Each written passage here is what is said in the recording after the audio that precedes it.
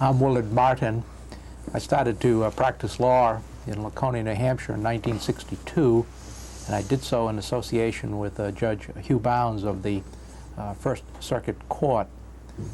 There are always several people in one's lives who have had a serious or material impact, and while Judge Bownes may not be fully aware of it, had a significant impact in the 4.5 years that we practiced together. So I'm very happy this morning to act as an interviewer to allow Judge Bownes as the narrator to discuss his background and his involvement in the legal career that has spanned some 4 decades here in New Hampshire. Good morning, Judge Bownes. Good morning, Bud. We have to start with some basic biographical information. I think, if my calculations are correct, you've been here in New Hampshire about 45 or 46 years. Well, I was admitted to the bar of New Hampshire in August of 1948, and outside of infrequent vacations, I spent the rest of my time here. But interestingly, like so many people in New Hampshire, you originated elsewhere. Why don't you tell us where you were born and your early childhood situation? Well, I was born in New York City and lived in the Bronx until I went to war, as the saying goes. I went to a public school, number 7, and then I went to Horace Mann School for Boys, and from there, to which I had a scholarship, and from there I was fortunate enough to get another scholarship to a very fine prep school in New York City, Horace Mann School for Boys. I guess I said that twice, didn't I? You're allowed that. And then I went to Columbia College, I should have said, and from there I was fortunate enough to get another scholarship to Columbia College, and I went to Columbia College from 1937 to 1941, and then I had turned out to be a almost 5-year postgraduate course in the Marine Corps that ranged from Guadalcanal to Bougainville to Guam, then to a number of hospitals, and finally I went to law school started in the fall of 1946 and graduated in 1948. What was the actual date of your birth?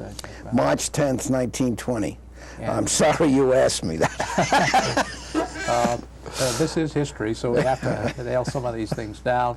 What were the names of your and occupations of your parents? Well, my mother was a housewife. Her name was Margaret Henry Bownes, which is Henry is my middle name, and my father was a printer. He worked for a couple of newspapers in New York, the Tribune and the Times, and for a short while for the New York News. He's what they call a linotype operator. And my recollection is that he was active in the unions. Very active in the unions. The linotype operators had the strongest union in the country at that time. This was before the Teamsters emerged, and I think their work week was 35 hours, and then when they worked over 35 hours, they got double time overtime. And they were doing very fine because they were indispensable to printing newspapers, but that's all past, and there are no linotype operators anymore. Now, labels are always deceptive, but I'm sure that politically you would have borne the label liberal.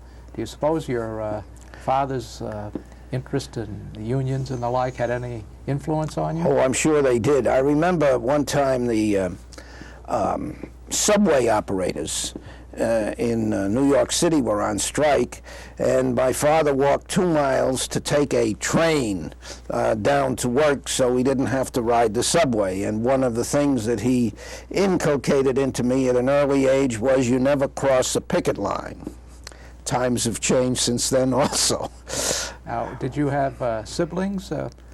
Yes, I have a brother, 4 years younger, who lives in Plymouth, New Hampshire. He's retired as a professor at Plymouth State, at what used to be Plymouth State College, which is now part of the University of New Hampshire. He also lived in Laconia for a while.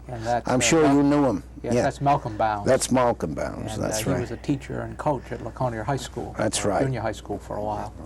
And I think one of your children bears his name is a middle name. That's right. All right, let's get to your children. Hugh, you have 3 children? 3 children. Would you tell us about them? Well, my oldest child is Barbara Ann McClutchy now. She was born in June 2nd, 1946. She has a PhD in teaching handicapped children, specifically children that have deaf and or blind problems. And she teaches at BC and does consulting work in her field. She is married and has 3 children, 2 sons and a daughter.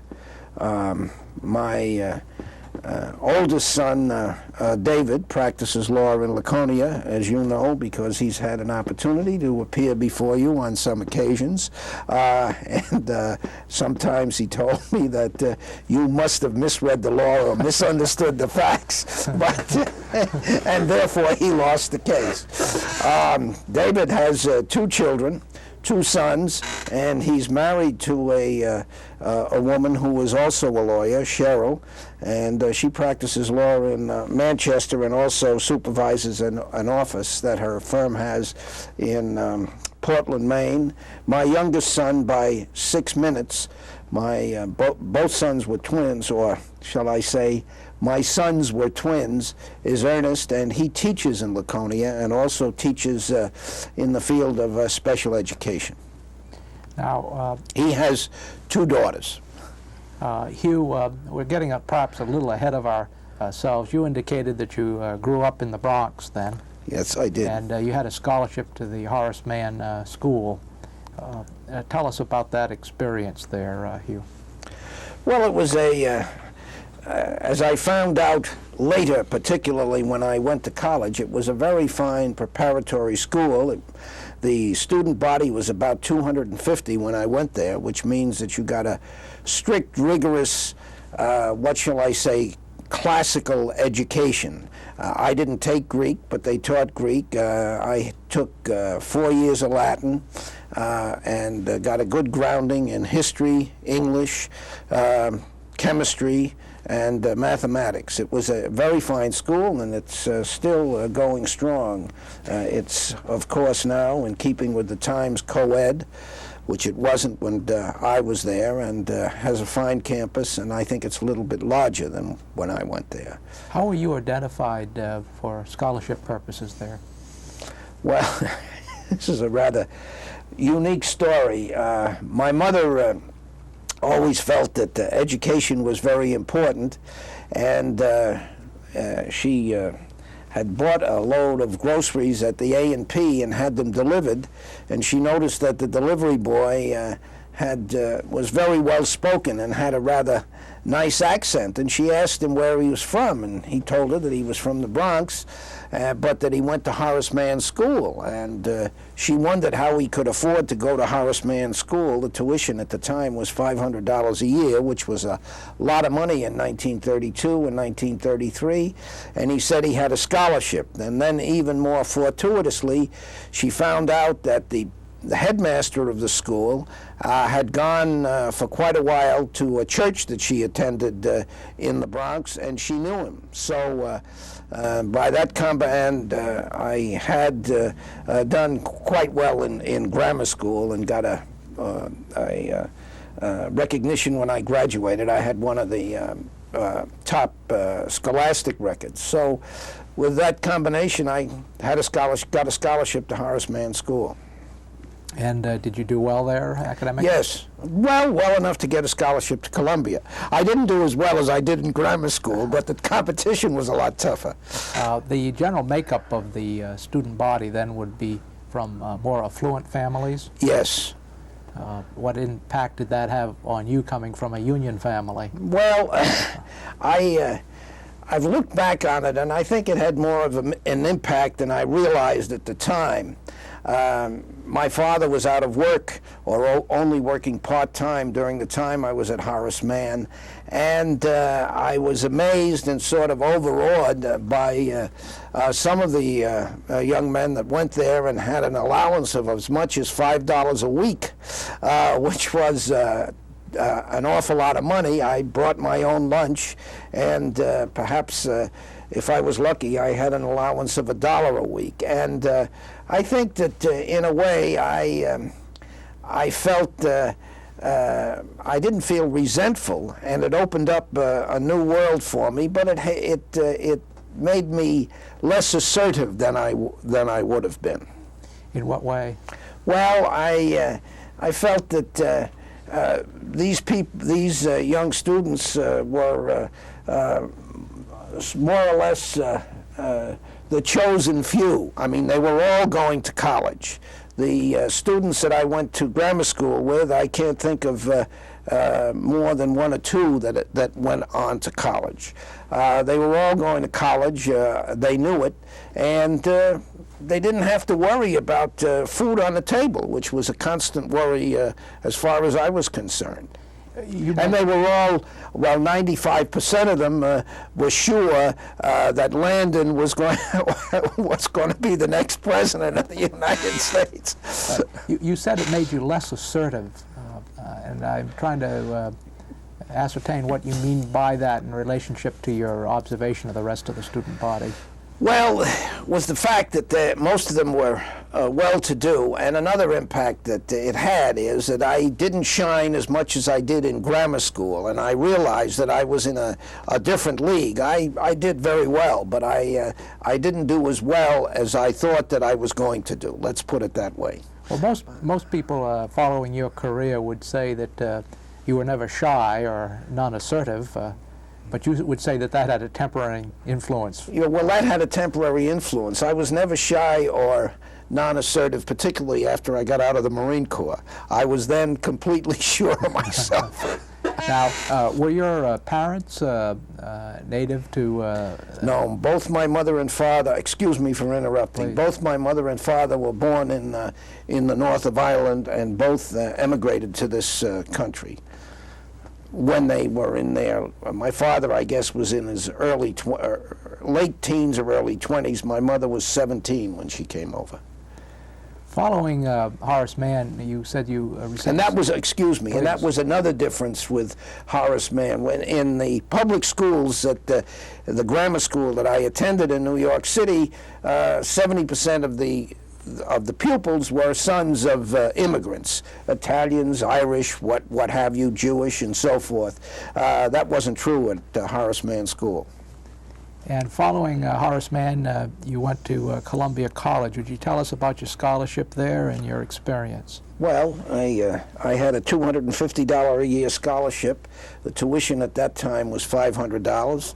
I lived at home. I was what they call a subway student. That is, I took the subway down from 231st Street and Broadway to 116th Street and Broadway. It was about a 25-minute ride, cost a nickel one way. And I was pretty active at college. I had to work. I worked about 40 hours a week during the first 3 years of my college career because my father was still only partially employed, and I got a job in the A&P at the grand wage of 40 cents an hour. So I was working 40 hours a week in the A&P and going to school and studying hard, and I did have a commendable record at Columbia. And your major there was in history? History. And did you graduate with honors? Yes, I did. Any particular professors or other influences there at Columbia that you would point to? Well, the only professor that I can point to was a man named Brebner, and he told Brebner, and he was not a famous professor, but he taught English history. British constitutional history was the name of the course, and the saying was that if you did well in Brebner's course, that meant that you could easily get into Columbia Law School and you were fit for the law. And I got an A, I don't know how, and I got a scholarship to Columbia Law School. Of course, that went by the boards. Now, when did you develop an interest in going into the law? Well, probably during my my third and fourth, my sophomore and senior years, my junior and senior years at Columbia College. I liked history, and I liked studying about government, and I wasn't sure that I wanted to go into business, and I decided that perhaps law would be the place for me. And then I did well in that course, and that decided me. And you then decided to enter Columbia in 1941? Yeah, I would have gone. I had a scholarship to start in September of 1941. What happened? Well, the draft came along, and it was clear that I was going to be drafted, so I went into the Marines in October of 1941. Now, I may be wrong, but I heard that they called you and you were darned if you were going to tell us that story a little more. All right. Well, I must have had 3 or 4 drinks, Bud, when I discussed this with you. Okay. I received a notification to register for the draft. And I went to the local draft board, and I told the man that I had a scholarship and I would like to go for a year. And he said, "No way." He said, "You finished college. The draft is important to the country." He gave me a lecture on patriotism, and you're going to be going in September. So I went downtown and signed up for the Marines. And did you enter as an enlisted man? Yes, I went in as an enlisted man and spent about 2 months at a place called Paris Island as in boot camp. That name doesn't mean much to anybody except the Marine that's been through it, and they used to say that was our time in hell. We didn't know it. Worse times were coming. Tell us about the progress of your military career. Well, I was in the 1st Division for a while as a private, then a PFC, and then a corporal, and then I saw these officers who didn't have any better education than I did, and they had a lot more amenities than the enlisted men had, so I applied for officers training school, and I was accepted, and I became a 2nd lieutenant in, I guess it was September of 1942, and went overseas I left San Diego on January 1st, 1943. We spent a couple of months in New Zealand, then went to Guadalcanal, and by the time we arrived, most of the fighting was over, and the Japanese were in the process of either surrendering or getting off the island. And then we went to Bougainville. Well, before we went to Bougainville, I was on a what shall I call it, a patrol behind enemy lines. We were taken by submarines and rubber boats, and we went on a place called Shortland Island, which was right off the tip of Bougainville, to determine whether or not a landing could be made at that time. And it was, looking back on it, it was what they would call a little hairy. I won't say the Japs, the enemy, the Japanese, now found out that we were there, and in the process, we had to dispatch one who was trailing us through the jungle. And we got off the island in the rubber boat when we were supposed to. We got off just before a Japanese patrol boat came by on the outside of the reef, and we saw it in the distance. By that time, we were out to sea, and we were waiting to rendezvous with the submarine. Submarine was late. It finally surfaced, and we were in kind of a bad position because we couldn't go back to Shortland Island, and it was a long paddle from there back to Guadalcanal. But in any event, we got on board the submarine, and they told us that there was 1 or 2 enemy destroyers around, and we better get below decks. So we got below decks, and the submarine went down, and the lights were off, and we sat there, and every once in a while there was a dull boom, and the submarine would shake. And I finally said to one of the officers, "What's going on?" Oh, he says, "You don't have to worry. They don't know where we are. They're dropping depth bombs." But that didn't last too long. So this was a reconnoiter. Reconnaissance patrol. And there were 3 rubber boats, as I recall. I thought once you told me you were up in a tree for a while. No, I wasn't. No? No, I didn't tell you that. You didn't tell me that? Not even after I had 4 or 5 drinks. I would have sworn you told me that actually were hiding up in trees at one point in time. But Hugh, you received a commendation for that particular mission, didn't you? Yes, I got the Silver Star.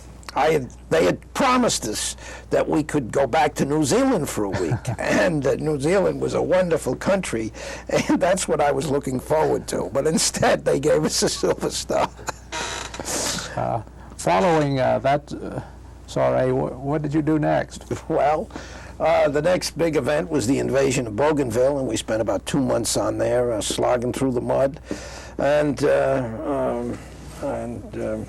shooting and being shot at. It wasn't from the standpoint of casualties, overall it was a light campaign, but our particular company was out on a small island one night, and it was an ammunition dump also, and we were bombed very heavily, and we had about 10 or 12 men killed, and another 15 or 20 wounded, some of them very seriously, which is quite a high casualty rate for our company. Was about a little less than 100 at the time. So that was a tough night. And what was your position within the company? I was what they call a platoon commander.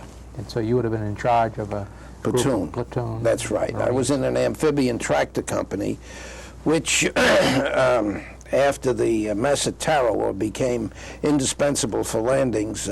I say the mess at Tarawa that's where a lot of the small boats going ashore got hung up on the reefs, and they couldn't. It was difficult for the men. They were wading in and getting shot at and so forth. And from Bougainville, where did you go?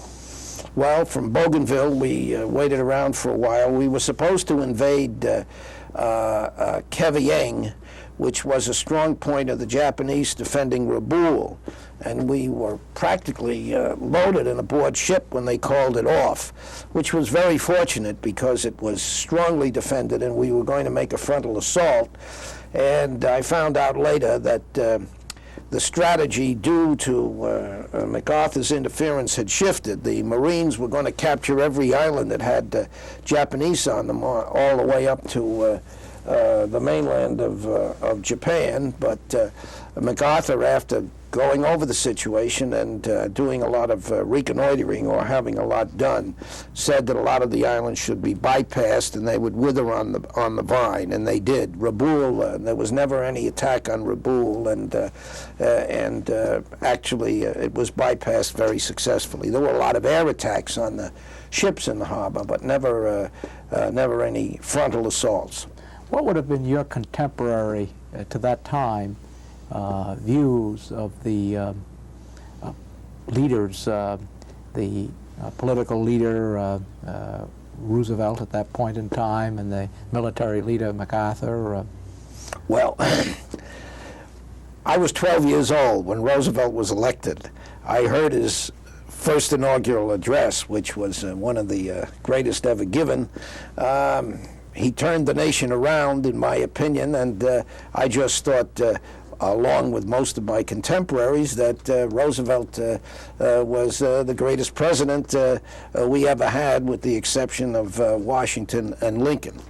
MacArthur was cordially disliked by the Marine Corps, in many respects unfairly, but we had no great respect for MacArthur at all, and the Marines were almost indoctrinated to dislike MacArthur, and I didn't realize until I read a book by a Marine called The American Caesar, He's a historian. His name escapes me for a minute. He teaches down at Williams. He was a contemporary of mine in the Pacific, but we didn't know each other at the time. Manchester, William Manchester. And his book is not adulatory about MacArthur, but certainly I realized then that MacArthur played a very prominent role in the Pacific War. Now, in the political context, we certainly have heard. I don't know what this has to do with the archives of legal history in New Hampshire, but you're running the show. Well, as a member of the judiciary, your background and impressions and the like are something that the History Committee wants to understand and put you in total context, Hugh. Okay, all right. We've often heard that during the 30s, especially in the universities and the like, there were a lot of, quote, fellow travelers, end of quote, and the like. Did you see any of that in New York during your well, days there? I guess there were communists at Columbia College, or students that carried the communist banner. The big debate when I was at Columbia was whether or not we should get involved in the European war. Hitler was trampling Europe, and it didn't look very good for Britain, and there was a group that I belonged to that felt that we should actively aid Britain. Churchill had taken a lot of Americans, including myself, by storm by virtue of his speeches and his actions. There was another group that were isolationists and so forth, and the communists didn't want to, the communist students, which were only a small part of the college body, were really doing whatever Stalin and the party suggested, and at that time Hitler had not yet invaded. Well, the invasion started, as I recall it, in the spring of 1941, or perhaps it was 40, no, it was 42 maybe. I have to look up. But anyway, prior to the invasion of by Germany, the small number of students that followed the communist line didn't want us to do anything about the European war. Then they had a change of heart. Yeah, they had a change of heart. That's right. Just winding up the military situation, after a while you were involved in a further invasion. That was in Guam. Yes. Yes. And what happened there?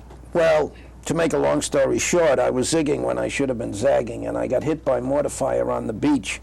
I will amplify that a little. Prior to the invasion of Guam, I became the executive officer of the company. This didn't have anything to do with ability. It just went by seniority, as does the judicial system. And a friend of mine had took over my platoon, which was the first platoon, first group of Amtraks to hit the beach. They took in the first wave, and I considered myself very fortunate. And I was stationed on a very small boat about, maybe 200 yards from shore, supervising the transfer of the infantry to the amphibian tractors. And every time he would come, my friend, Lieutenant Attridge, would come back, he'd look at me and shake my head, shake his head as if to say, "You're the luckiest guy alive." Well, he didn't get wounded at all. I got ashore about maybe the 10th or 12th wave, and was directing activities, or supposedly directing activities on the beach, when the next thing I knew I was up in the air and then flat on my back, and my leg had been pretty badly wounded. And I developed gas gangrene, nearly lost the leg, but due to another fortunate turn of events, instead of going to the hospital in Hawaii, which I anticipated going to, and I was disappointed. I was told we were going back to the South Pacific, to Espiritu Santos. The hospital in Hawaii was crowded, and as soon as they found out I had gangrene, they would have taken my leg off. But I had a comparatively uncrowded hospital in Espiritu Santos. The doctor took a great interest in me, and he saved my leg. something else good happened during that hospitalization, didn't it? What was that? Well, didn't you meet somebody that... No, That's everybody is confused. I met my late wife in August of 1941 in Harrison, Maine, when I was on vacation, and she was a nurse at Roosevelt Hospital at the time, and we got engaged before I went overseas, and I had eyes for no one else but her. So there wasn't this romance in the military hospital? No, and, but you're forgiven. Okay. I was at an affair in which I received an honor of some sort, and Frank Coffin, who knows my background as well as you do, said the same thing, that I met Iria in the hospital when she was a Navy nurse, and it isn't so. I want to get that. And now that we've brought up Uria's maiden name was Matakainen? Matakainen, that's right. And she hailed from Maine. That's right, Harrison, Maine. And her father and mother came from Finland and came over and settled in Maine. And her father was a dairy farmer. Some would say that she had a significant impact on your political career. She certainly did. She was very active in politics, and I think that Tom McIntyre and certainly Myrtle would agree that she played a very important role in his first campaign. And in fact, Uria held public office herself. Yeah, she was a city councilwoman, and she wanted to, or they wanted her to run for mayor, but our sons felt that would be a great embarrassment. So instead of her running for mayor, I ran for mayor. So you went through a recuperative process, obviously, and were ultimately released to go back to school?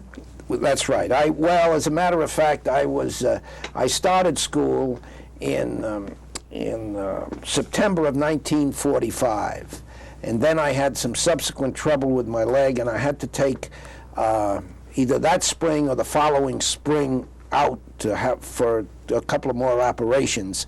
When I started school, I was officially a patient at St. Albans Naval Hospital, but my wife at the time and I had an apartment. She right around the block from Roosevelt Hospital, where she was a supervising nurse.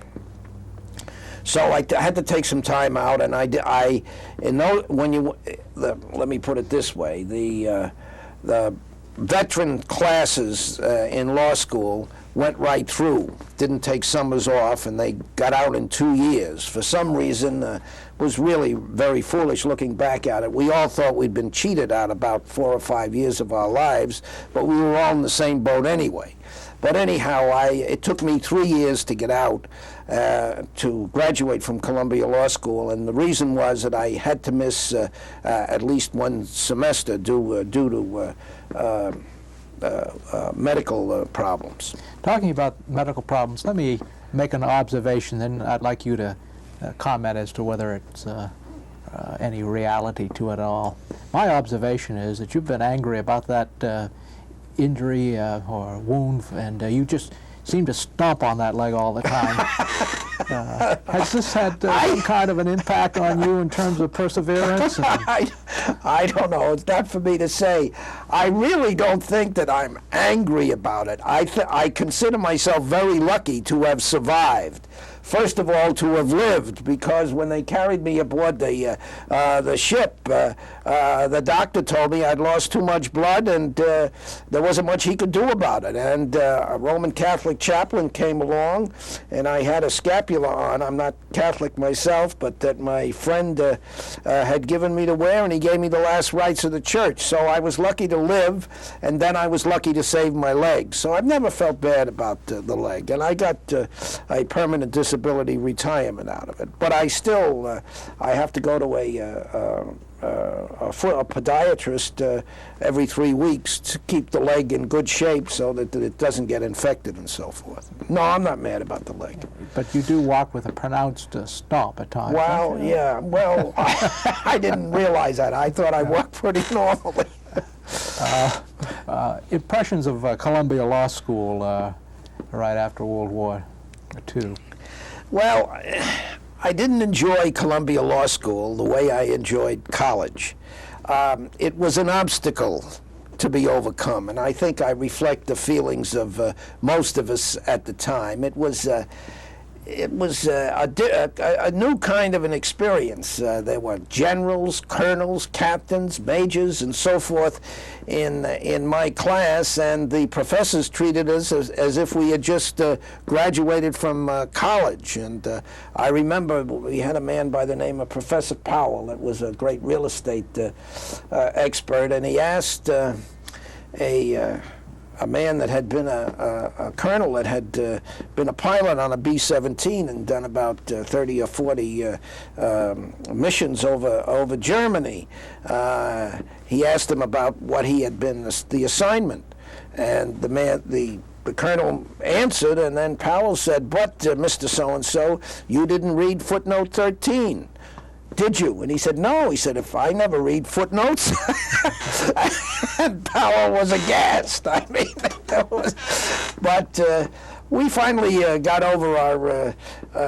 I think there was a sort of a resentment at first that we were treated so. As if we were children or mere students. Here we'd been through the biggest war in history and survived, but the professors didn't let that stand in their way. The first exam I took at Columbia Law School, I was on crutches at the time, and there was a bad sleet storm in New York, and I had difficulty getting a trolley car from where I lived, about 92nd Street and Broadway, up to 116th Street, and then I had a great deal of difficulty walking from Broadway to Kent Hall, where they held classes and we were having the exam, and I fell down once or twice, and I finally got there, and I was about 20 minutes late.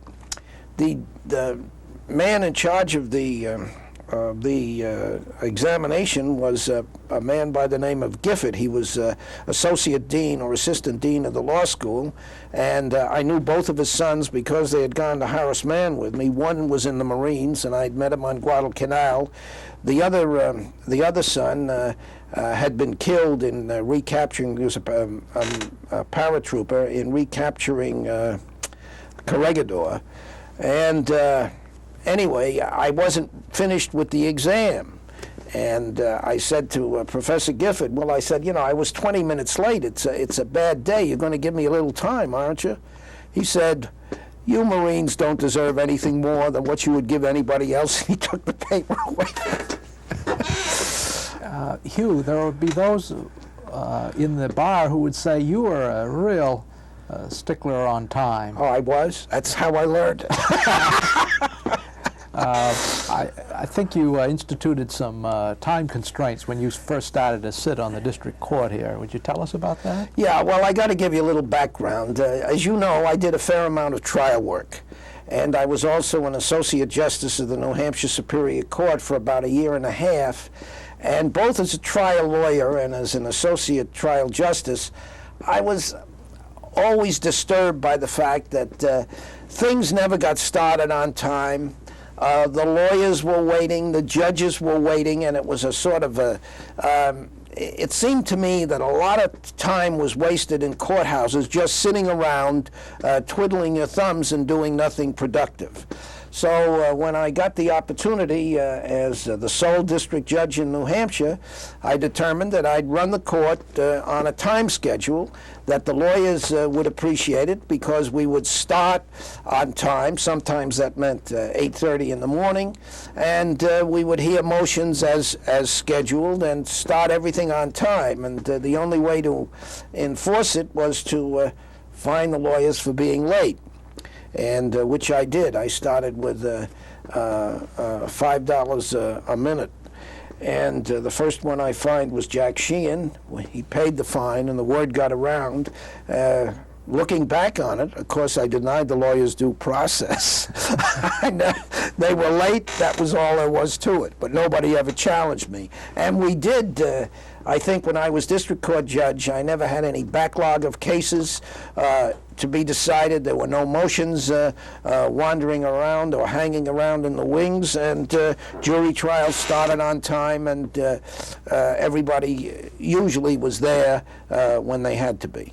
Do you think you are an oasis in that regard, or is this the situation that prevails now, as you would understand it? Well, I understand that my successors have tried to carry on the tradition. I know Judge Stahl said that he insisted on starting on time. I don't know if they use any fines anymore, but I'm really quite far removed from the district court situation now, so I don't know. I mean, you better ask the lawyers that practice there. Okay.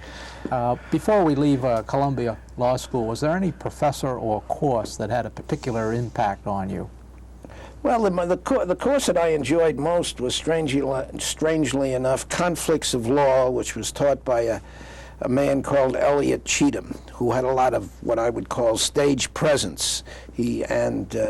He asked a lot of questions, and he did a lot of performing, and that was an interesting course. And the other course that I enjoyed was Carl Llewellyn's course on contracts. He wrote the Uniform Commercial Code. He was working on it while I was there, and little did I think that it would ever be completed, but of course it did become a success, and he was a very charismatic person and an outstanding teacher. How did you get from Columbia Law School to New Hampshire? Well, my area, I'll put it this way, area and I decided that perhaps New York City was not the best place to raise children. And the story, and I had disability retirement from the Marine Corps, so I wasn't going to starve to death. And I had gone downtown in my senior year early on and applied to this small law firm, relatively small by New York standards, maybe 25 people. And one of the partners took me out to lunch, and he'd been a Marine in World War I, and we had a few martinis, and we fought the Battle of Belleau Woods and Chateau Thierry and Guam all over again. And he told me he would hire me at the magnificent salary of, I think, $3,000, which was pretty good in those days. But he said, you know, if I were in your place, he said, I'd get the hell out of New York City and go someplace else, because you're going to, I'll tell you what's going to happen to you. You'll get an apartment in New York City, then you'll make some money, and you'll buy a place out in the suburbs, and you'll spend all of your life commuting back and forth between Westchester and New York. So my wife and I had been thinking about it, and I decided that I would apply to Maine for a job in Maine, New Hampshire, and Vermont. I wanted to stay in the East because our family, my wife's mother and father were in Harrison, Maine. My mother and father were in the Bronx, and I still was having trouble with my leg and my foot, and there was a doctor at Roosevelt Hospital that had taken care of me, and I didn't want to get too far away. And then, lo and behold, Arthur Niswander came to Columbia. The dean said that he was looking for somebody, and the assistant dean told me, and I went in and saw him, and I came to New Hampshire. Yes. And that would have been in 1948? 1948, yeah. I met Arthur in the spring of 1948. And you took the New Hampshire bar? In June of 1948. And tell us of your early legal career. Well, I passed the bar. That was obvious the first time around. That was a 3-day bar in those days, all essay questions. You've been a bar examiner, so you know that there have been, better than I, the changes that have been made. That was the largest class that had taken the New Hampshire bar up to that time. There were 32 potential admittees. I don't know, what are the classes run now? A couple hundred. Yeah. Well, times change. And they give it twice a year, too, Hugh. That's right. Yes. It's hard for me to realize that there are 4,000 lawyers in New Hampshire now. You know, there were less than 400 when I started practicing. It was a lot of fun practicing law in those days. I'm not sure that we did as any better than the lawyers today. In some instances, I don't think we did as well. These young lawyers, particularly the ones I see at the appellate level, always impress me with being well prepared and so forth. But I started out doing collection work, doing titles, which I disliked. And as you know, Bill Lord loves to do title work. And I gradually, Arthur wanted to give up trial work, so I started doing trial work, which I enjoyed, and I tried cases in Belknap County, of course, in Grafton County, and in Merrimack County mainly, once in a while in Manchester, in Hillsborough County, and once in a great while in over in Keene and on the Seacoast area. But mainly, my trial practice was confined to Belknap County, Grafton County, and Carroll County, up in Ossipee. I was up there quite a bit. You mentioned collection practice, and that was always the bane of the new lawyer. Yeah, Arthur kept telling me how he had done it, and I did collections for the hospital, and it was terrible. I mean, what happened was this man would owe a hospital bill because his wife had a baby or something, and we'd sue out a writ, and trustee Scott and Williams, and the poor guy would come in, and he was being paid maybe $50, $60 a week, and he couldn't get paid because we had the trustee process on the writ, and you'd work out an agreement where they'd pay $1 or $2 a week. I didn't like it very much. I have a recollection, you correct me if I'm wrong, but literally at one point you used a bicycle to go around and collecting. Is that a true story? No. Well, that's one of those. No, I never rode a bicycle until I came to Bow and I was on the bench. Well. Then I used to ride a bicycle. No, it's not a true story. So you started off doing collections, chasing titles, and general practice. General practice, and then I went to court with Arthur, carried his briefcase until one morning we were walking down after I'd been there maybe a year or I don't know how long, and he was asking me about the case, and I told him what was involved, and he said, well, I'm going back to the office, you go ahead and try it. And Arthur never came down to see how I did in any case. He never criticized except when I would, I think at one time he was faintly but gently critical. I went to court on a case, and I thought that I was going to get a big verdict, and I didn't. I lost the case, and he said, well, you know, Hugh, every once in a while you should consider settlements. Hugh, in your early years at the bar, were there legal figures in the state who had an impact on you or came to your attention early on, and if so, who? Oh yeah, there were a number. Starting in Laconia, there was of course Arthur Niswander, and then there was F.E. Normandin, Paul's father, who was a man of character and integrity, and I wouldn't say that he was the best lawyer or the most scholarly lawyer, but because of his character and integrity, he just commanded respect. There was Robert W. Upton, the trial lawyer, and he was a very fine lawyer. Stanley Brown, of course, whom I tried cases against, tried cases for, and tried cases with. And in my opinion, Stanley was probably the best trial lawyer that I ever knew. There was Morris Devine, the father of Shane Devine and Murray, and I knew both of his sons, but Morris Devine was an outstanding lawyer and a very fine man. And Joe Millimet, who I met him early on, and he always impressed me as being the best all-around lawyer, with the exception maybe of Arthur Niswander that I had ever known. He was really very good. You indicated that your practice evolved into trial work primarily. Yes, I would say that primarily, 50% anyway, maybe 60 or 70. I'm not sure. And did you practice on one side or the other of the plaintiff and defendant bar, or? No, we did, our office, as you probably know, did more insurance personal injury defense work, but I had a number of personal injury plaintiffs' cases. I wouldn't say I was on one side or the other. I wouldn't call myself a defense lawyer or a plaintiff's lawyer. I was glad to take whatever walked into the office on either side. Now, coming to your career as a trial lawyer, the case of Willard Uphouse, would you put that in context for us?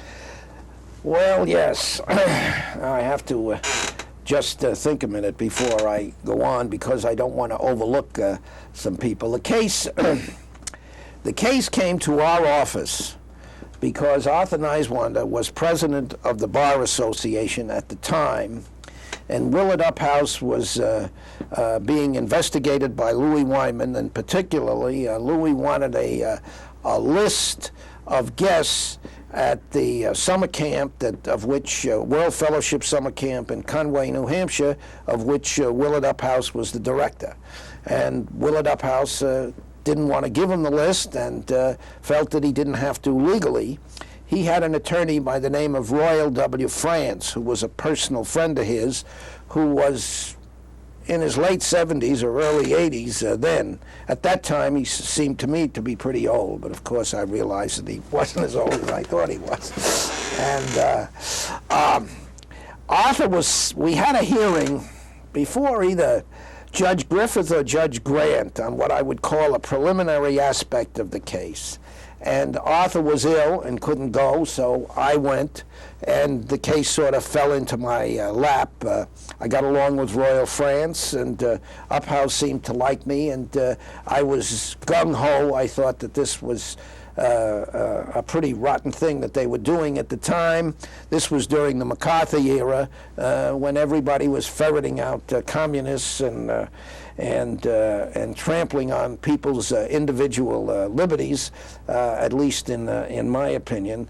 So the case, we went first to the New Hampshire Supreme Court, and I argued the case there. We lost 3-2, and then the case went down to the United States Supreme Court, and we lost 5-4. Now, there's always the written decisions in those cases for people to look up, but some of the little personal aspects of the case. Tell us your impressions of Uphouse. Uphouse was an idealist, a naive man. He was a minister. I don't know what denomination. He was a great admirer of Mao Zedong, who was running China at the time, and but he was a pacifist from the depth of his soul. He wasn't, he just believed that. Let me interject here. World Fellowship was a very liberal camp, and they had a lot of discussions about social systems and so forth. And I'm sure that there were communists and people of all sorts of liberal tendencies there at the time. But he felt strongly that he was not going to be an informer and turn over the list. And Arthur and I never understood, that's Arthur Niswander, why Louis had to subpoena the list anyway, because he had a right to look at it as an official of the state. He was the Attorney General of the state at the time, and the list was the guest list was required of every hotel and camp. But Louis was riding his white horse at that time, and he honestly believed that there was something terrible going on over there, and he was after Uphouse, and he and I sparred in court and in the press. Looking back on it, I think that getting involved in attacking each other in the press was a mistake, but we did. And I was very hopeful about the case in Washington, because somebody, I don't know who, suggested that they get a man by the name of Leonard Boudin to handle the appeal. And Leonard Boudin was a top-notch appellate lawyer and had argued cases in the Supreme Court before. And I was delighted that he was going to handle the case, and I mean, I felt that I could handle it, but I knew that I couldn't handle it as well as Boudin did. But Royal France, the old warhorse, insisted that he be allowed to argue partially. He had been a classmate of Felix Frankfurter, and we had discussed the strategy beforehand, and our defense was very simple, that this was a violation not only of uphouse rights, but of the rights of the people on the guest list, and the Attorney General had no right to compel uphouse to turn over the list. It seemed simple enough. And Frankfurter was up there on the bench, and I remember it as if it was yesterday. France started to argue, and both Boudin and I looked at each other and were aghast, because his argument was very simple. It didn't have anything to do with the law.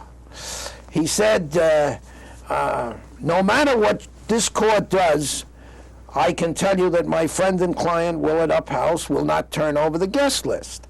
Well, that wasn't an issue in the case. The issue was whether it should be turned over or not. And I can see Frankfurter yet leaning down with his pink nose on, and he said, "You mean, Mr. France, you mean to say that he will disobey an order of this court?"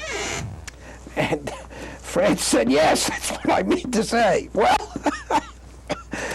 Frankfurter voted made the majority of 5-4, and I had been kept telling Willard Uphouse that you'll never go to jail. I took him to jail, and he spent almost a year there, up in the Merrimack County Jail. In Boscawen. In Boscawen, but he never turned over the list. Now, and George Grant was the presiding justice that sent him there, right? That's right. We'll get to George in a moment. But before we do George is dead now. I know.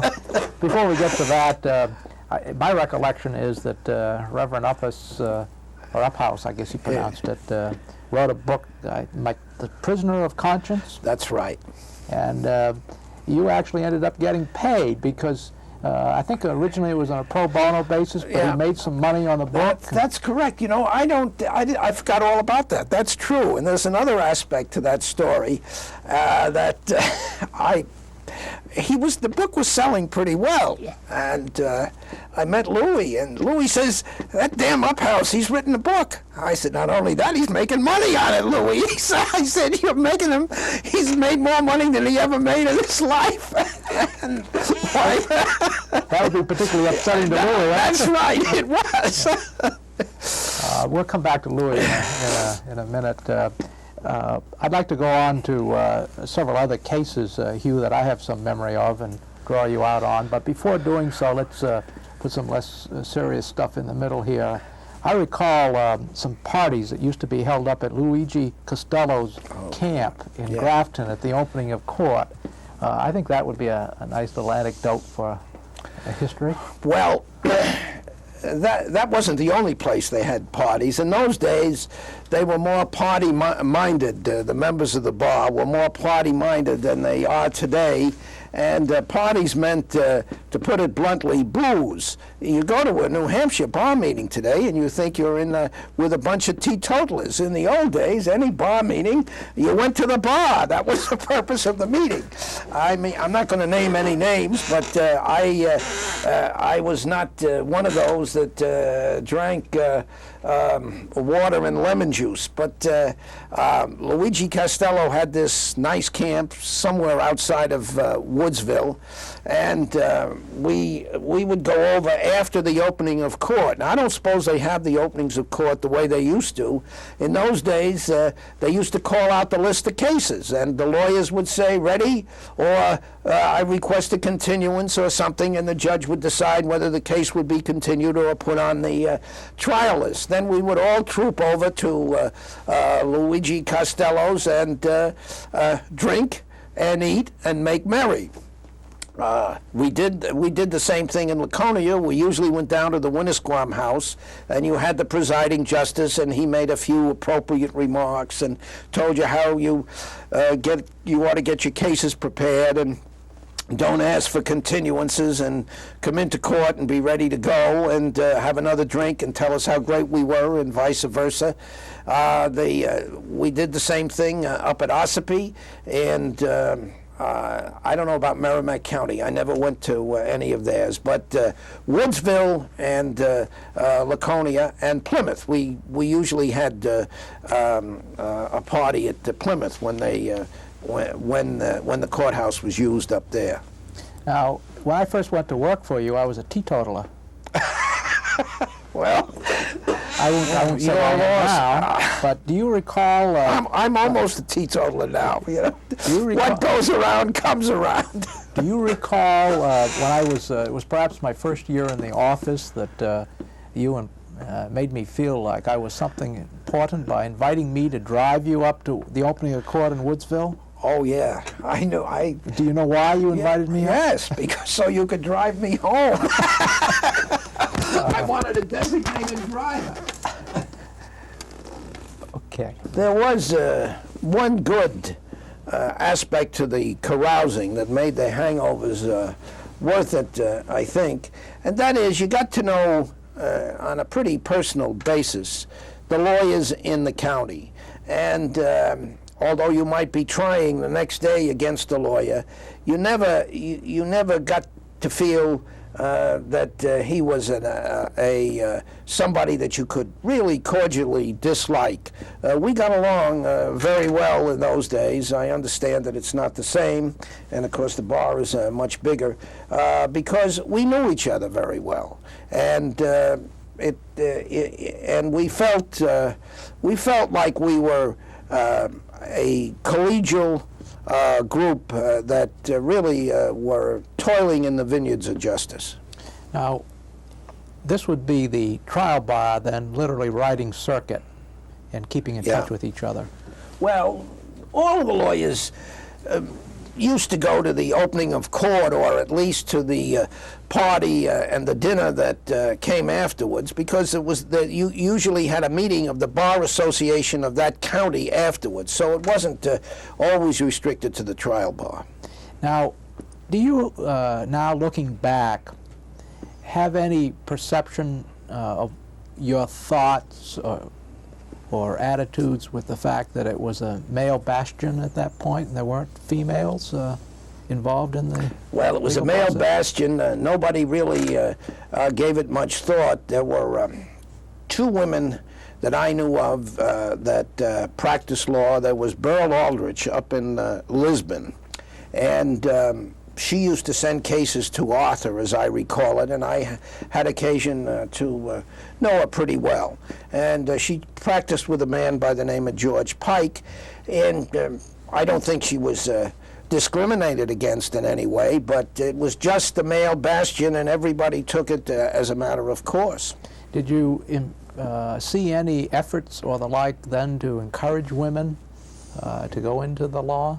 No, I saw no efforts to encourage women, but I didn't see any efforts to discourage them either. So it was kind of a cultural given. That's right. It reflected the culture of the times. My daughter once said that I should have encouraged her to become a lawyer.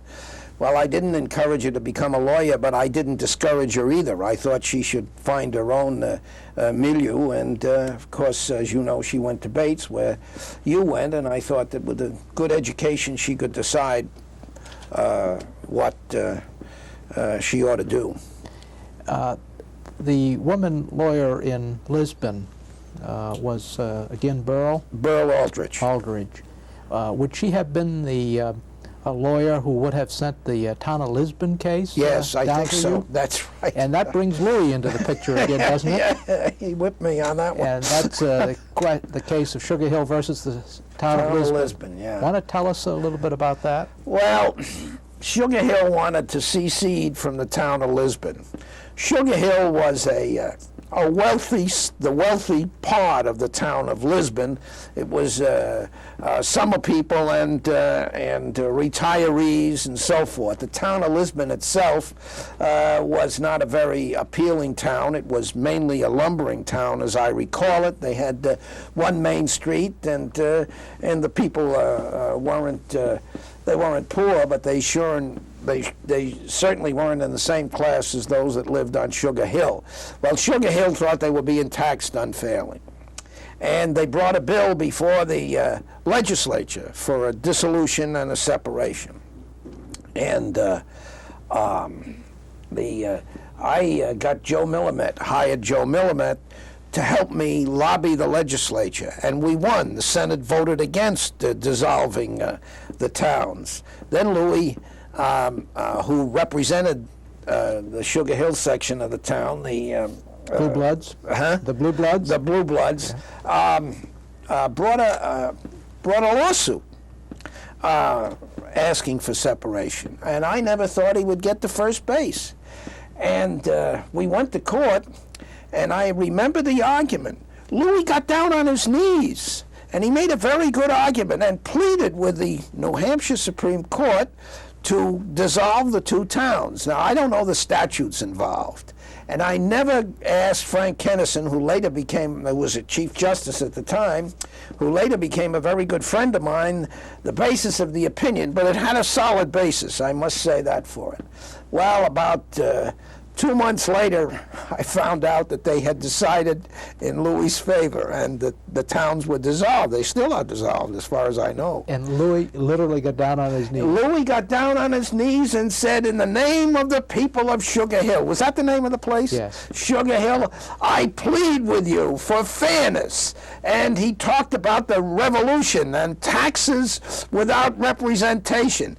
And I wasn't. I was a pretty good appellate lawyer, but that argument of Louis, I'll never forget. He won the case. It was the finest lawyer argument I ever heard. He talked about George III and taxation without representation.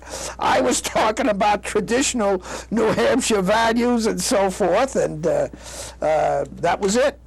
And I believe that you and Louis ended up writing articles for the New Hampshire Bar Journal back then about some of your standoffs. Well, Louis and I wrote articles about the Uphouse case on different sides of the case. And I think Bob Griffith also wrote an article at the time about the Uphouse case, because he, along with Grant, was one of the pivotal judges involved in the case.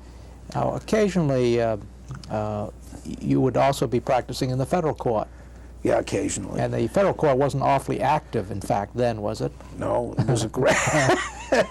Now, you were representing, again, I think Arthur's client originally, Gardner Green, yeah, and a company known as Browning Laboratories, Inc. That's right. Do you want to, and that was a federal action. Yeah, that's right. Want to tell us about that? Well, that was a trade secret case. Not a patent case, but we got a very fine.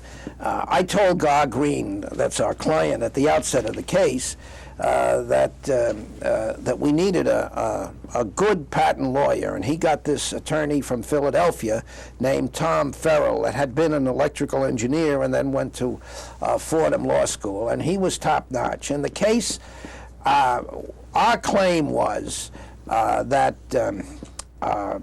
RCA stole the trade secrets involving multiplex radio transmissions. I think it's multiplex, but there may be another name to it. This is a long time ago. I never thought this case would come up.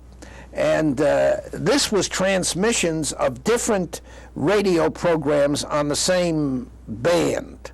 It was FM something or other. This involved the Citizens Band? It involved, one of the things that this made possible was broadcasting this Muzak program and putting the band into putting the music into elevators, and similarly in a restaurant. It would be background music, and they could do it, as I recall it, via their own radio, and there would be no ads on it. It was, anyway, we went to court on the case. Orrin Reno was on the other side. Gene Struckhoff, who had passed the bar at the same time I did, was the lead attorney, and I had Conrad Snow in there on the case, and Tom Farrell and I. And it was an important case, and we came down and lived at the old Highway Hotel during the trial. One of our problems was keeping our client sober. Is he dead now? Yes.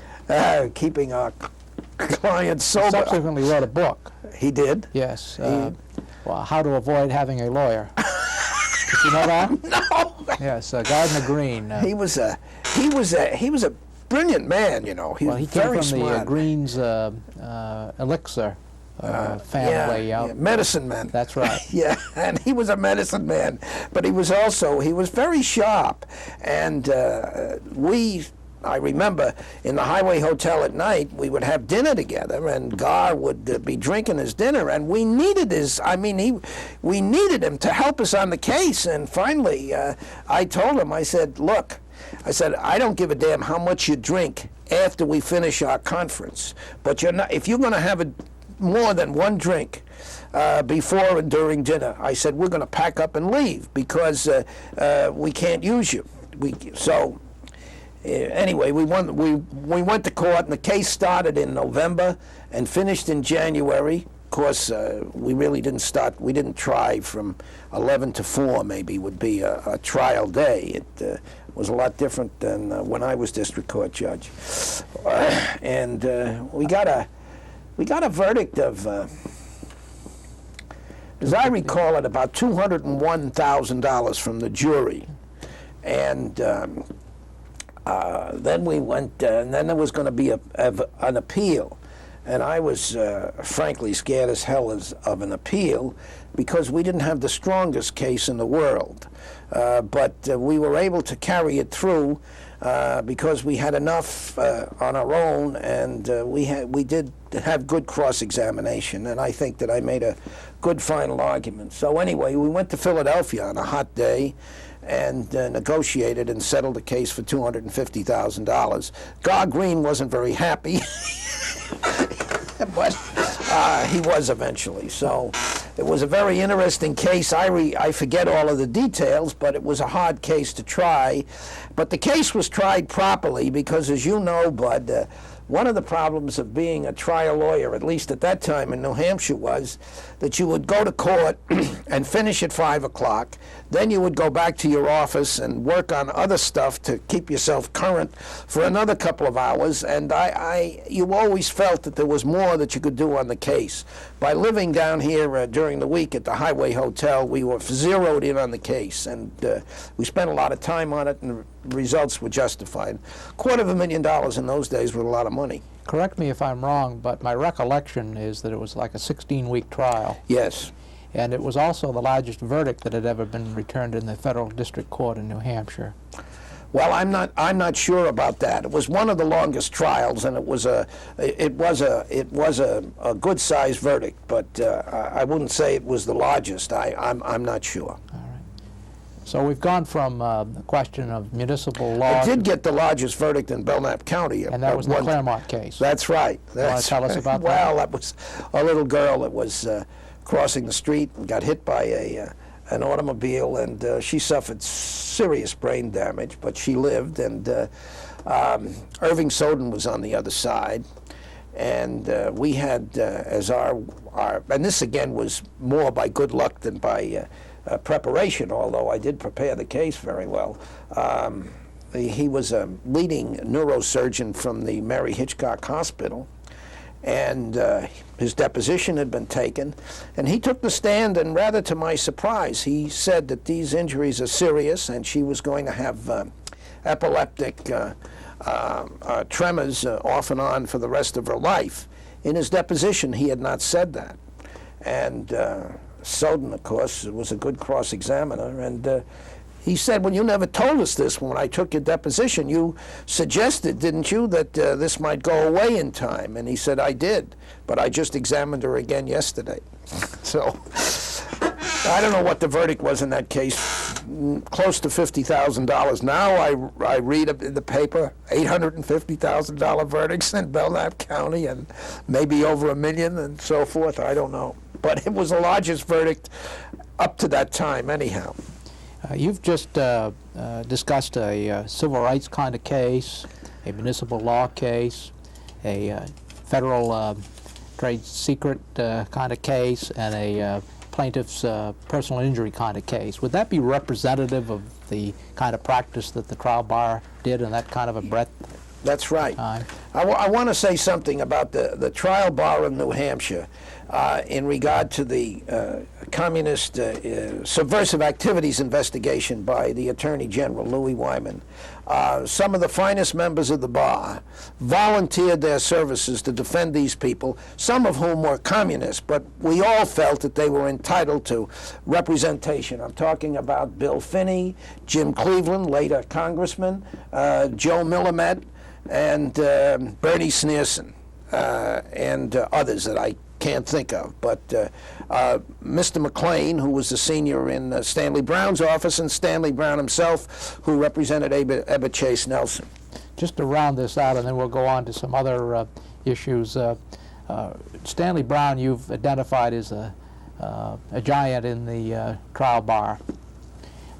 There was a rather well-known local case, and this is again anecdotally. I think you represented Stanley in defense of him at one time, did you not? Yes, I did. That was in the Belknap May I ask how much longer we're going to go on? Oh, we're going to limit it to 2 hours. Okay, all right. Okay, well, I'll tell you about the Stanley Brown case. It's fair to say that Stanley liked to drink. It's fair also to say that he never let drinking interfere with his trial practice or anything else. So he was up smelting at Lake Winnisquam early in March. And the first that we heard about the case was Arthur Niswander called me on I think it was a Saturday morning, and said, Stanley called me last night at 2 in the morning, and he was in jail. And anyway, what happened was as follows. Stanley had been smelting, he had been drinking, and he was not driving his car. And as they came out of the place where they were smelting, there were 3 or 4 other people with him, he was stopped by a state trooper by the name of Harold Knowlton, who I got to know personally later, and who became police chief of Laconia, and I think he became chief of police of the state troopers, wasn't he? Superintendent of state police. police. Yeah, superintendent of the state police. Now, you got to understand that Stanley Brown is about 6'1", maybe 6'2". He's a big, husky man. And Knowlton is about 6'3", and trim, and even more fit than Stanley. Well, anyway, he stopped the car, and he said that one of the lights in the back was out. Stanley got out of the car and said, in effect, "So what?" And Knowlton said, "Well, sir, you got to have it fixed." "Oh, I'll get it fixed in my own due time." Well, anyway, there was an altercation, and Stanley ended up with a shiner. It was the worst-looking black eye I ever saw, and I saw Stanley this was on a Friday or a Saturday. Arthur bailed him out of jail, and then I saw him in Monday at Merrimack County, and he had this terrific shiner. And I said, "I know what happened, Stanley, but I'm surprised that you let him get away with it." He said, "Not only that," he said, "I got to go to court next Saturday in Belmont." This is where the thing took place. And I said, "Well, have you got a lawyer?" And he said something about representing himself. I said, "You shouldn't do that. I'll represent you, Stanley." And so I agreed to represent him. I'll tell you later what the fee was. And we went down on a hot Saturday afternoon to Belmont, New Hampshire, and the name of the presiding judge, who was a layman. Anyway. Judge Royal Smith? No, it wasn't Royal Smith. Before Royal? No, it was before Royal. Yeah, I'm pretty sure it was before Royal. Well, anyway, Jim O'Neill was the county attorney, and at This the would end... be the senior Jim O'Neill. His son is now at the That's Superior right, Court that's judge. right, the senior Jim O'Neill. And at the end of the state's case, I moved to quash on the grounds they didn't have enough evidence. And the old judge said, I don't take kindly to motions to squash. And you better go ahead with your case, Lawyer Bownes. Well, we did. We lost. We appealed. And we went into... the appeal was heard by Theo Jewett, sitting as a municipal court judge, and we heard the case in the Belknap County Court, and the appeal was lost. And then there was a jury trial. The jury trial was before Bill Grimes, and I remember vividly that after the jurors were selected, there were about at least 10 members of the state police and another 10 members of the Fish and Game Department, all dressed up in uniform. Colonel Caswell was the superintendent of state police at the time, and he was there. And they sat in Belknap County. The jurors sat looking from the bench on the left-hand side, and there was a place where the jurors sat before they were selected, and this was loaded with these men in uniform, all during the trial looking at the jurors. And neither Stanley or I had the good sense to suggest to Judge Grimes, who was a very able judge, that maybe this wasn't the most fair situation. Well, we went ahead and tried the case, and the big moment in the case came when Jim O'Neill, who was doing a good job as a county attorney, was cross-examining Stanley. And Stanley had a short fuse, and he hadn't taken any Valium that day, as I suggested.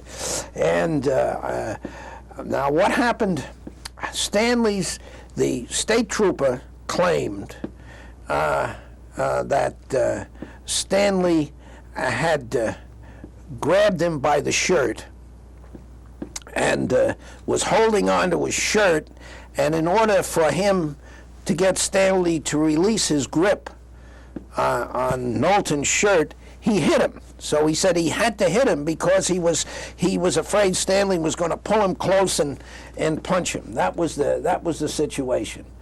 So Jim O'Neill was cross-examining Stanley about what happened and so forth. And he said, you grabbed the state trooper's shirt, didn't you? And he said, yes, I did. He said, I did it in self-defense after he hit me because I didn't want him to hit me again. Well, this was contrary to what Knowlton had testified to, but it was a question of credibility. And so Jim O'Neill said, well, would you step down and show the jury how you grabbed the shirt? Stanley got down. He was left-handed to begin with. He was a big man. And he grabbed O'Neill's shirt and ripped it right off his back. Well, I didn't think that I knew that the case was going to be tough to begin with, but after that, I didn't think I had much of a chance. Then he throws a $5 bill on Jim's desk and said, buy yourself a shirt. We lost. And Stanley got fined $25, and the case went up to the New Hampshire Supreme Court. Stanley argued it. By that time, he was convinced that he didn't have the best lawyer in the world, so he handled the appeal. You mentioned that Arthur Niswater got the call at 2 a.m. from Stanley. Yeah. And interestingly, Stanley and Arthur had great respect for each other and went through the famous Bear versus Rosenblatt case. As That's right. Opponents. Well, of course, I tried that case. You actually tried that. I tried that case before Judge Grant, and Stanley really clobbered me on that case. It was a difficult case to defend to begin with, and it didn't get any better as the trial went on. But Arthur did a very good job before the United States Supreme Court, and we finally settled the case for less than the verdict. So our client had no complaint. That case involved libel and the question of a public figure, That's right. and would be still a cited case, I believe. Right. Hugh, I'd like to now get beyond your legal career and go to your judicial career. And you were appointed to the Superior Court December 23rd, 1966, I think. I think it was December. I think it was earlier than that. But anyway, it was in December of 1966. That's correct.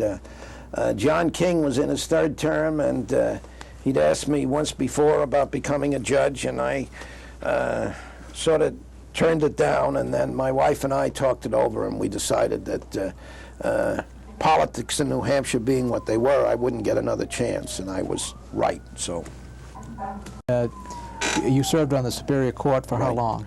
From, well, effectively from January 1st of 67 to August of 68. And then you were appointed to the Federal Court. That's right. There were 7 judges on the New Hampshire Superior Court at that time. And those would have included Judge William Keller? Yeah, who was a very fine judge. And George Grant. I think Leahy, John Leahy was the chief judge. Was Judge Sullivan still on the court? No, he had died. I can't think of... Judge Morris? Tom Morris. He was another outstanding judge. Yeah, that's right. He's dead also. The story of your... again, I think this is in the context of the whole political, legal climate in New Hampshire. And we've talked about your liberal causes in the background and liberal background and the like. When you were appointed to the federal bench, you were appointed by President Johnson, That's or right. nominated by President Johnson.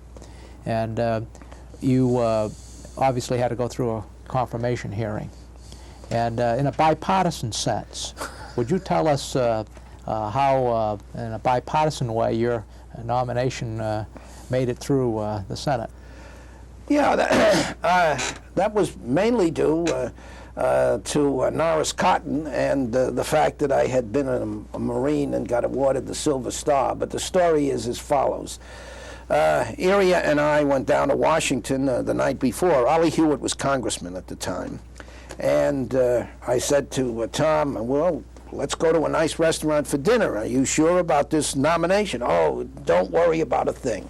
So we went out and had a nice dinner, and the next day I appeared before the Senate committee, and Senator Eastland was the only one there, and things were going along well until Strom Thurmond appeared on the scene, and he had a telegram from William Loeb. It was about 3.5 pages long, and it went into my history as a liberal, and he suggested that I was a communist, and he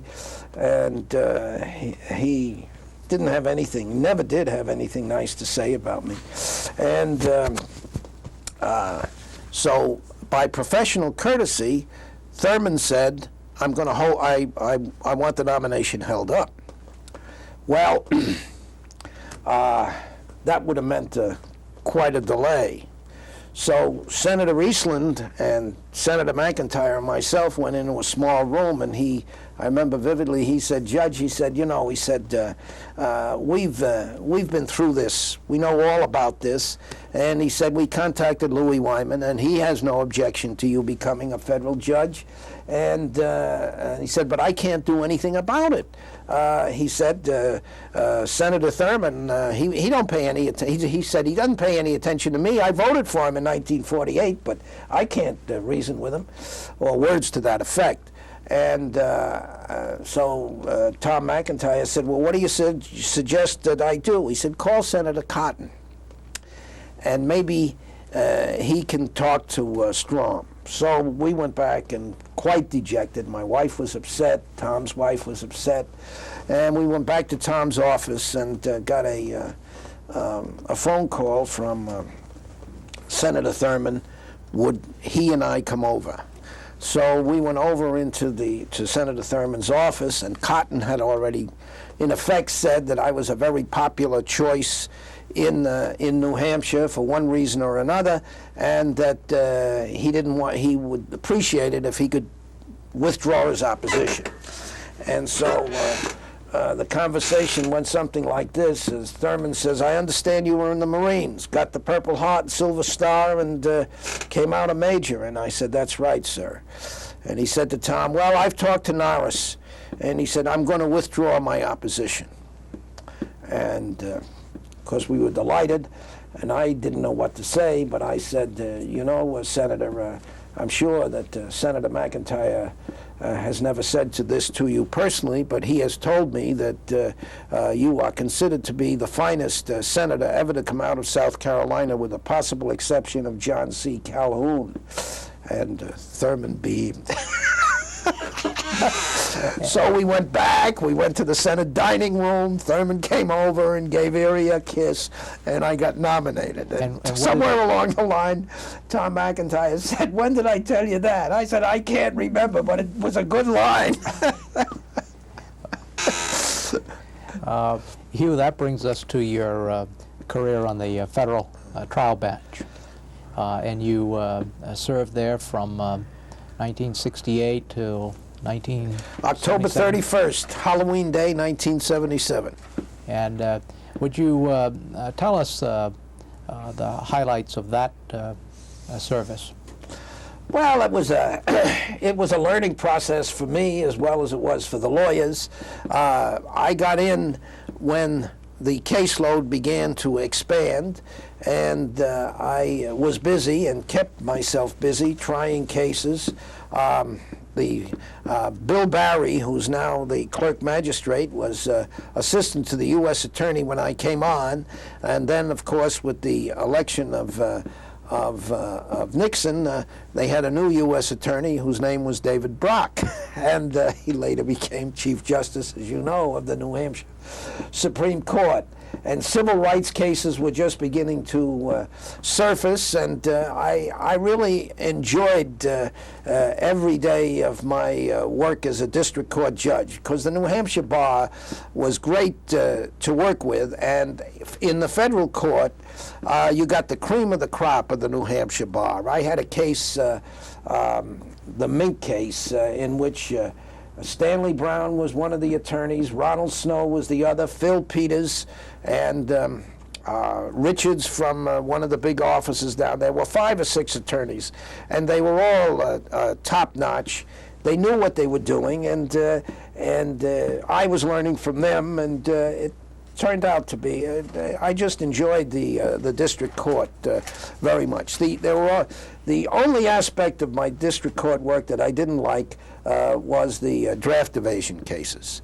One of the reasons I was glad to get off the Superior Court were the damn divorce cases that, were hypocritical at the time, to say the least, the way we handled them.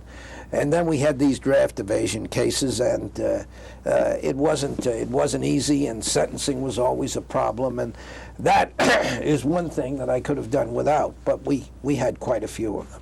So these would be draft cases that came out of the Vietnam. Yeah, the Vietnam War was then at its height, I guess, if it was ever at a height. Well, today we hear often of how the president must find it so difficult to deal with military issues and veterans issues and the like. You being a decorated veteran and sitting on these kind of cases, was it difficult for you when you say you didn't like them? What do you mean?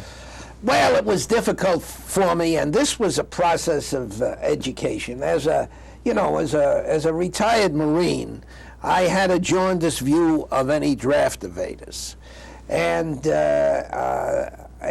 but as time went on, I began to realize that this Vietnam War was a bottomless pit.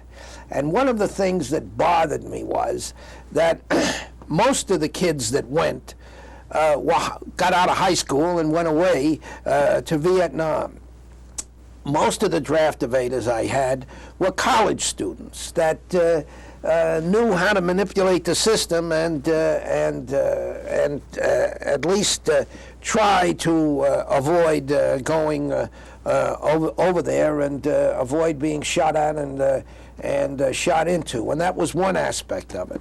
And the other aspect of it was, as I continued on the bench, I became convinced that Vietnam was the wrong war at the wrong time. And then Tip O'Neill, who was then, I think, Majority Leader of the Senate, came out, and Johnson, I think Johnson would have been one of the great presidents if he hadn't been trapped in this Vietnam syndrome. So that was one of the aspects of being a federal judge that wasn't too pleasant. But you got to take the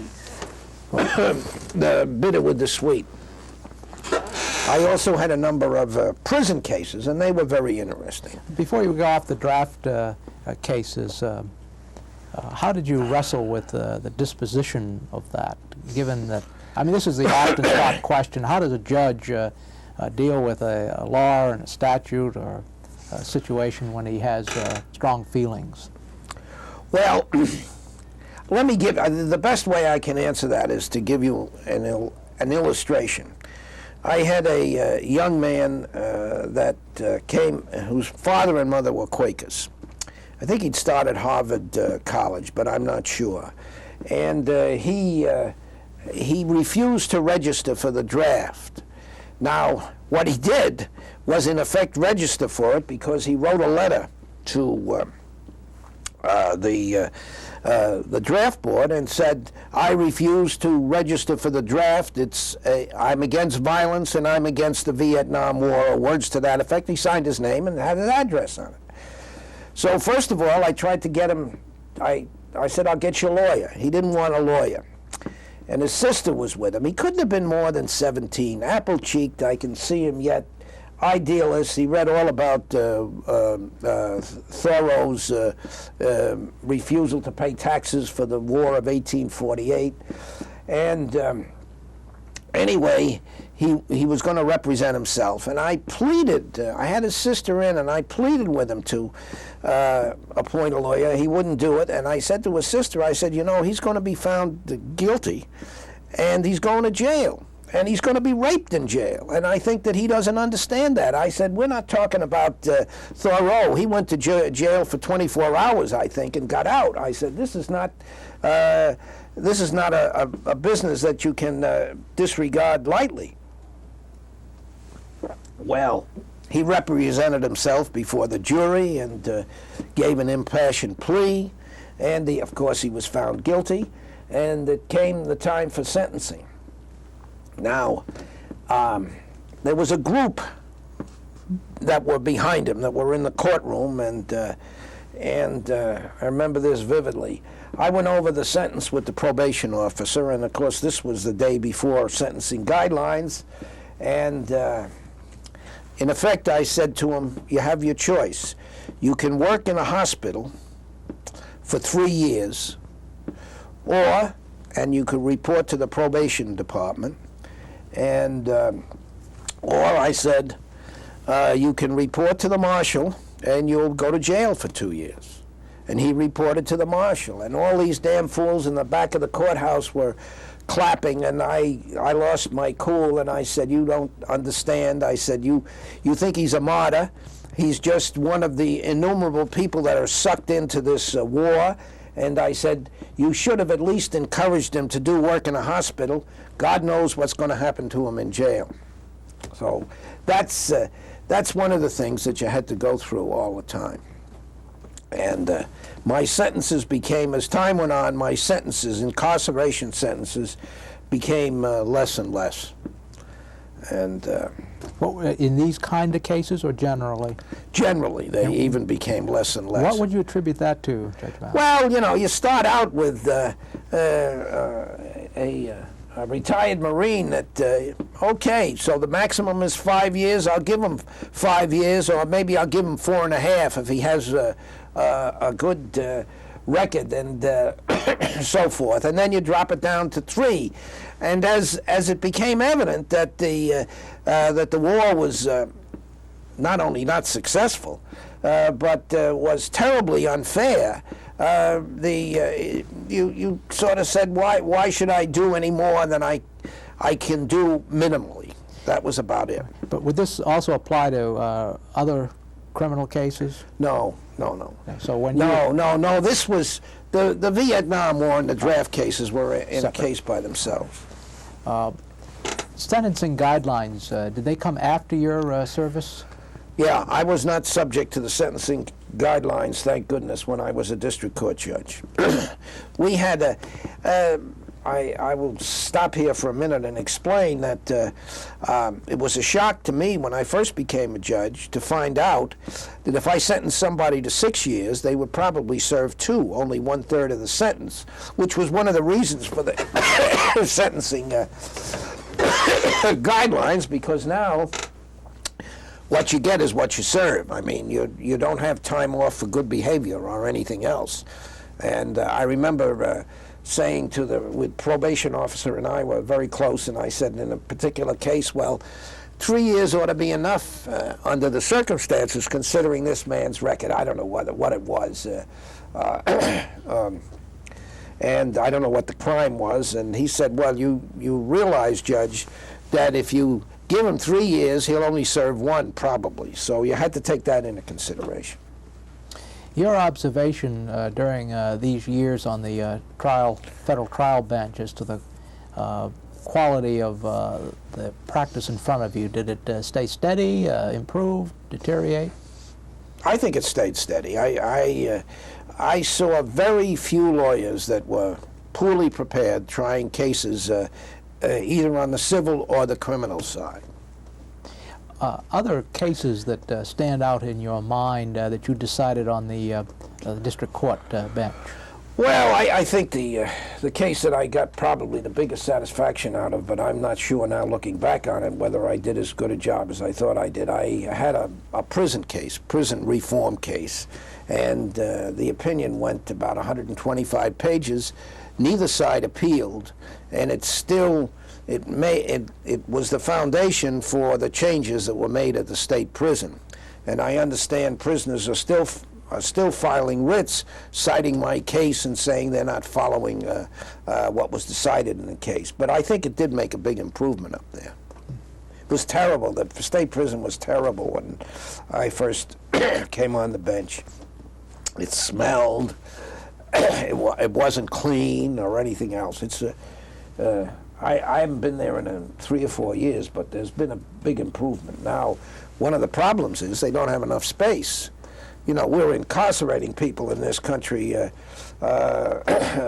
quicker, more rapidly than in any other country in the world, and we're running out of space, and the judges are given long sentences, and the legislature are requiring long sentences, and they won't spend money for decent prisons.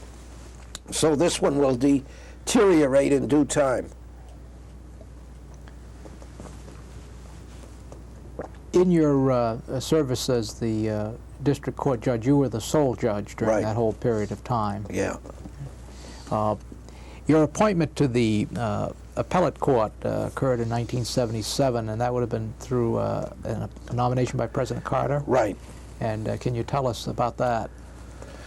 Well, Judge McEntee from Rhode Island died, and a good friend of mine who was chief judge of the district court of Rhode Island called me up and said he was going to apply, and I said I was going to apply, and it was sort of by agreement New Hampshire's turn.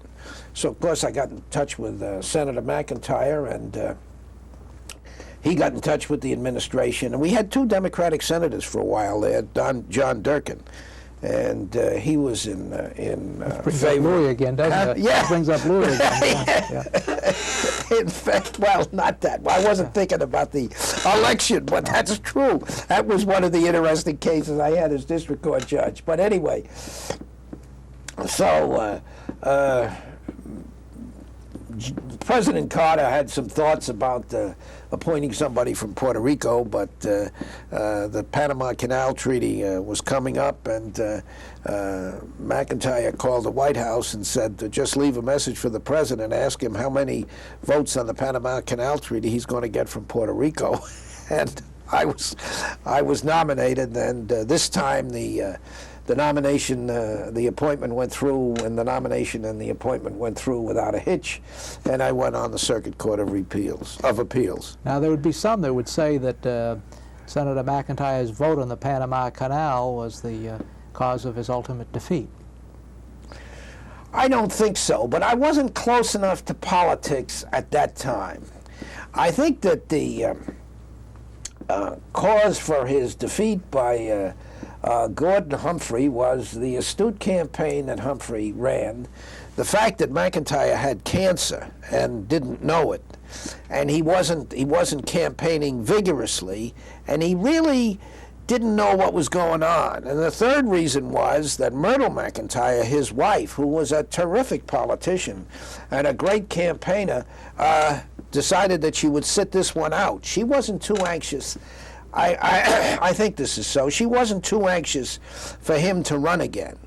But in a way, he was lucky, because if he had been elected, he wouldn't have probably have had a physical exam and found he had cancer, and he would have been dead in a year. So in that way, he was lucky. But I don't think it, maybe, I think the Panama Canal Treaty entered into it, but I don't think it was the sole reason for his defeat. I think that it was the campaign that Humphrey ran, and of course the Panama Canal Treaty came up, but it was a factor in it. It didn't help any. There's no question about that.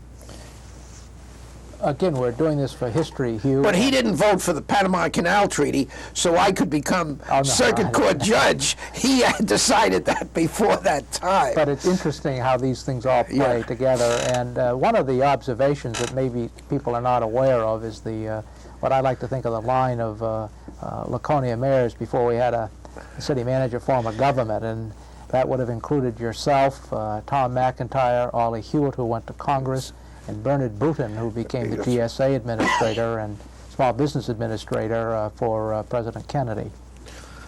And he was small business administrator under Johnson, too. Yeah. Yeah.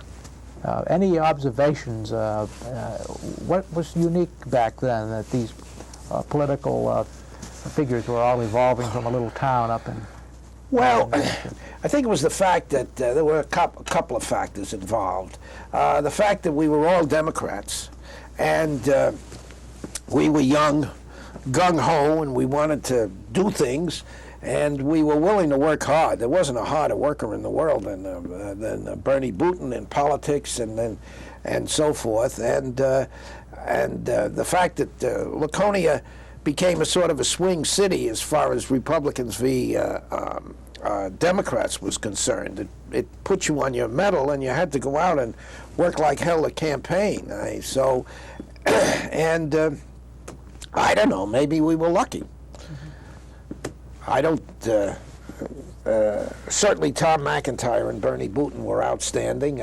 Ollie Hewitt was a great guy, and we got him elected to Congress, and well, he got himself elected to Congress too. And he was the in the way of living as a mayor. He was mayor all the time. He went to every damn organization meeting that there was. I mean, he was mayor 7 days a week, 24 hours a day. Ollie was. Now, rounding out that political saga, Louis Wyman ultimately ran for the Senate, did not do well, and then came to the Superior Court bench. Yeah. Well, Louis Wyman got involved in that campaign with Durkin. I had the case came to district court. I forget Joe Millamette represented Durkin. Stanley Brown represented Louis Wyman. Warren Rudman was Attorney General at the time, but Tom Rath was there doing the work for the state in the case, and here I was sitting up in the bench, and it was real drama, but the case wasn't going anywhere, and I think they knew it. I certainly knew it. I mean, I wasn't going to decide whether the ballots were miscounted. This is a legislative question, and I turned it over to the Senate. They didn't want to get involved in it, and they had the second election, and Durkin won.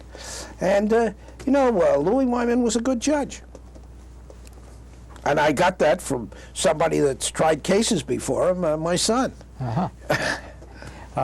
Hugh, coming to your decisions on the circuit court, are there some decisions that you would point with pride to? Yeah, I got them right here.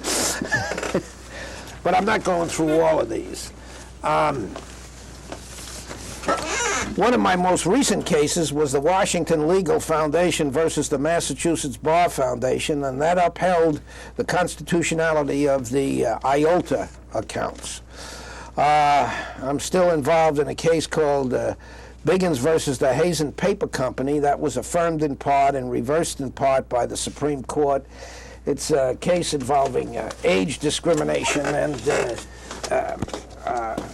I don't know what's going to happen to it. Let me see. I had the I had a case. Well, it was Coppola v. Powell, in which I reversed Justice Souter. Let me see. I don't want to take too much time. Well, I wrote a dissent in a case called Donnelly versus Lynch, and that involved a city's use of the maternity scene on city property, and the Supreme Court held that this was proper under the circumstances, and I'd written a dissent. And then the most recent religious activity case that I got involved in was a case called, I don't have it here, Wiseman versus Lee, which went up to the United States Supreme Court, and that had to do with prayer in schools, particularly prayer at graduation. And Judge Tawaya wrote a brief majority opinion, and I wrote a lengthy concurrence. And our saying that the prayer was unconstitutional was upheld by the Supreme Court. And Justice Souter told me off the record that my concurrence helped him on the case. For the benefit of posterity, Justice Souter, your impressions of him as a young Attorney General, you must have seen him in the different court proceedings, and then as a colleague. Well, Justice Souter was Assistant Attorney General for most of my career on the bench. Warren Rudman was the Attorney General. I don't think that Justice Souter won a case for the state before me. He had some tough cases. He argued the license plate case, live free or die, and that was sustained by the United States Supreme Court. I said it was all right to tape over the motto. I can't think of any other cases of outstanding importance in which he appeared, but of course he always did an outstanding job, and we look forward with a great anticipation to having him on the Court of Appeals for the First Circuit. And he spent one day on the court, and he and I rode down together and back. He's a great raconteur, and nobody can deny his ability and his charm. He has told me off the record that he would rather, he thinks, be on the Court of Appeals for the First Circuit than on the Supreme Court of the United States. He doesn't like Washington in particular, and he's not very happy down there. But it's clear to me that he settled in and is an important factor in this court, and is much more liberal than what his sponsors thought he would be, although he wouldn't consider himself a liberal. Does his evolving jurisprudence surprise you? To a certain extent, well, it gratifies me. I won't say it surprises me because when his nomination came up, I wrote a letter to Ted Kennedy, and I said that he has all of the attributes of being a very good Supreme Justice, and he's not going to be a right-wing conservative, regardless of what anybody tells you, that he's more in the mold of Justice Harlan than anybody else. And I think that my predictions have turned out to be correct. Souter was a great admirer of Justice Brennan, and he spent, and he took Brennan's place, of course, and he spent some time with Brennan getting used to the job, I think, and I think that some of Brennan may have rubbed off on him. On the other hand, Justice Souter has a very good mind. He's not going to be pushed around by anybody. He has a plumb depth of integrity, and he studies the issues, and he understands what his role in the court is, and more than that, he fully understands what the role of the court is in American life, and he's going to be a great justice.